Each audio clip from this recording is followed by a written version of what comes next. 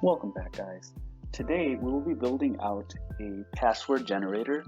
This is going to be a two-part video. The first part, we're going to build out the logic for actually doing the password generation, and then in the second part, we're going to use TKINTER to make a graphical user interface.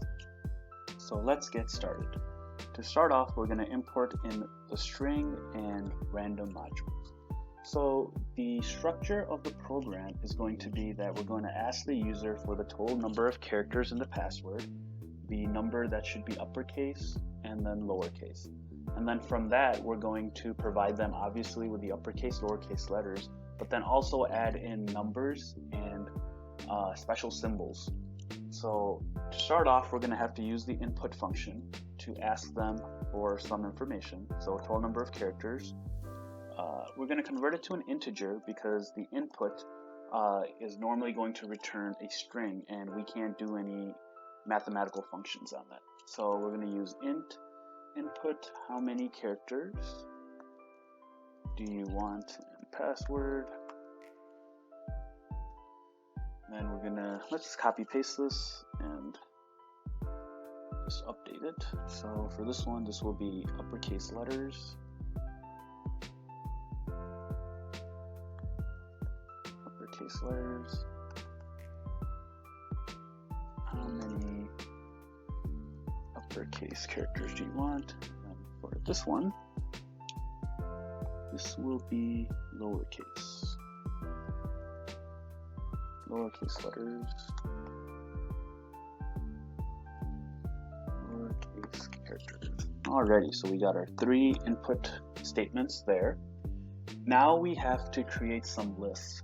We need a list that contains all of the uppercase characters in the alphabet, all of the lowercase characters in the alphabet, and a list that contains all the numbers from 0 to 9, and then all of the punctuation marks and symbols on the keyboard. So we can either type it all out by hand, or we can use the string module that we imported. So to get the uppercase letters, we'll do ABC upper, which is going to be our variable, put it in a list, and do string.ASCII and uppercase. So let me comment out this top part first, so then we can see how our list looks. So if we were to run this, ABC upper, you can see that it prints out all of our alphabet letters.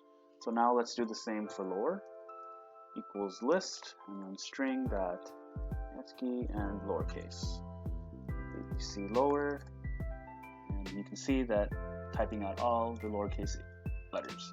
Now we can do the same for numbers. So number equals list, string.ASCII, type ASCII, and instead of,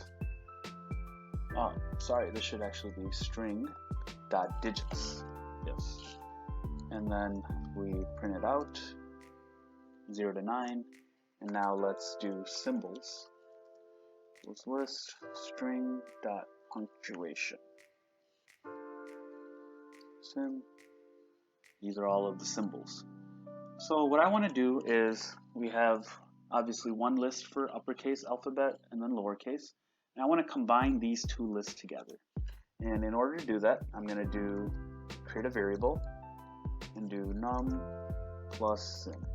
So if we print this out, we'll see that it contains our numbers from 0 to 9, and then also contains the punctuation marks. So great, we have three lists made, which we're going to use.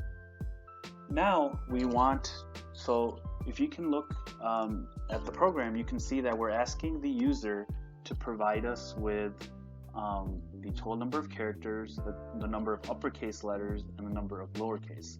So we have to figure out how many numbers and symbols we want to put in.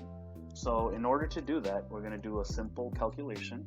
So we'll make a number symbol equals total num characters minus the sum of the uppercase letters plus the lowercase letters. So this will be how many numbers and symbols we're going to put inside of the password. So obviously when someone's entering in information, they can do it incorrectly. So let's say that the total number of characters they want is 10, and then for uppercase they put in 100. Obviously that doesn't make sense. So in order to fix that, we're going to do an if function. So if the number symbol is less than 0, and the only way this would be less than 0 is if the uppercase plus lowercase exceeds the total number of characters, then we will print please try again, making them aware they need to do something else. If that's not the case, then we're going to do an else block, and in this else block now we have to figure out how to bring in the different elements of each list in order to make the password that like the user is looking for. So obviously we're going to be bringing back characters from the ABC upper list, the ABC lower list, and then the num sim list. And so to do this, we're going to use for loops. And before I create the for loop, I'm going to create some empty lists. And the point of these empty lists is once we go through our loop, we're going to append things to that list. So we're going to have an empty list for the numbers and symbols, an empty list for the uppercase letters, and an empty list for the lowercase letters. So in order to make the for loop, we'll do for a in range of num sim. So basically what this is saying is this loop that we're creating is going to loop through x number of times, and that x number of times is going to be based on the num sim. So if this value is 4, it's going to loop through 4 times. If it's 10, then it's going to loop through 10 times.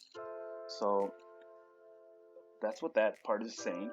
We're going to do a value, which is going to be a variable, and we're going to do random.choice, and we're going to bring back one element from our list here. So num sim. And we've used this in other videos as well, so if you have questions, you can go back and take a look at that. So this variable is going to bring back one randomly selected value from this list. Then we're going to do num.append, and we're going to add that value to that list. And we're going to do the same thing for the other two, I guess, variables or parameters in our program. So for b in range of uppercase letters, we will do val2 equals random.choice, and this will be the ABC upper. We will do abc.append, and we're going to append val2 to it, and one more for the lowercase, for c in range of lowercase letters. We will do val3 equals random.choice for lower, ABC lower, and we will do abc.append our value 3. So obviously once it goes through this, it's going to keep appending to its appropriate list. So now we have 3 additional lists. So rather than dealing with them individually, I'm going to make a final list, which is the compilation of these 3 lists. So we'll do num plus abc plus the smaller abc. Alrighty, so let's run our program and see if there's any errors along the way. So let's do 8. How many uppercase characters? We'll do 3. Lowercase 2. Oh, we didn't print it. That's probably why. So let's print our final list. Let's try it again. So 8, 2, 3. So we expect it to be 8. So we expect 8 characters in our list, 2 of them being uppercase and 3 of them being lowercase. So let's see. So 1, 2, 3, 4, 5, 6, 7, 8. And 2 are uppercase and 3 are lowercase. And then we got 1, 2, 3 symbols in there. So obviously this is nice, but like we don't want to, provide somebody a list. We want it to be a string. So in order to do that, what we can do is we can do a join, function on here. So what it's going to be is, so we'll do final list 2 equals, and I'll explain what this coding means. So we'll do final list. So what this is going to do is it's going to join all the elements that are in our list called final list, and because I didn't specify anything in here, it's going to be a blank. So let me run this, and it'll make more sense when you see what it looks like. So final list 2. Oh, probably print this better. Okay, let's do 8, 2, 3. So you can see that it's no longer a list, it's a string, and this is kind of what you would want. Now if I had added, let's say a plus, or let's say a plus there, then each element in this would have that symbol in it. So 8, 2, 3, you can see that there's a plus sign between each element in our list. So obviously for this, we don't want that, so we're going to get rid of that. So it's 8, 2, 4, and that's what it looks like. The only one thing that I'm going to add to this is I'm going to add a shuffle ability. So right now what's happening is you can see that our password that's basically being generated is it's pretty operational in terms of, or it follows the same methodology because of how our loops are, right? So it's going to first come in, it's going to choose specific digits and symbols, then it's going to choose specific uppercase letters, and then it's going to choose specific lowercase letters, and then we combine those, and that's the order that it's always going to be. And everyone knows that if you're making a password, you don't want to be so consistent that someone can figure it out. So we're going to add in a final list shuffle, and what this is going to do is it's going to shuffle up our list.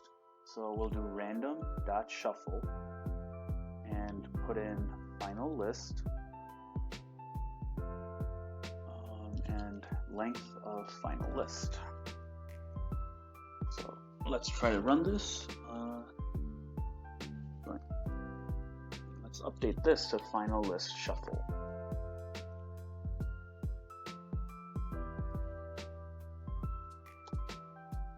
So let's do 8, 2, 3. Oh, something happened.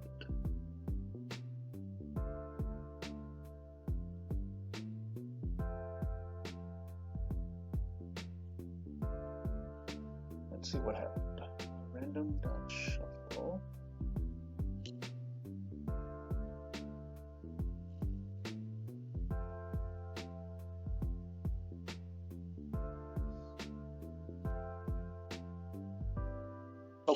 It's not shuffle, it's sample. My mistake.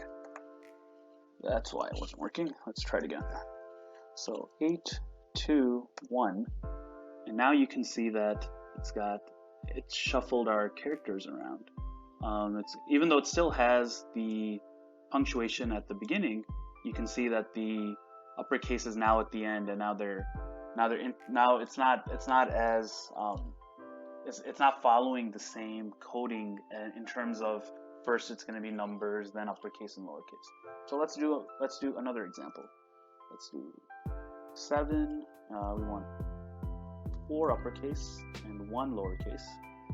So you can see it's all split up. 1, 2, 3, 4, 5, 6, 7. So that's a very quick way to do a password generator. Obviously, I wouldn't recommend to actually use this because there are better modules out there when you are doing something that involves security. Because even though it does say random, it's a pseudo random generator. But for this purpose, it's just learning how to program. I think it's a good way to get started. In my next video, I'm going to take this code and we're going to build out a graphical user interface using TKINTER. So, please make sure to watch out for that video. If you like, please like and comment and subscribe to the channel.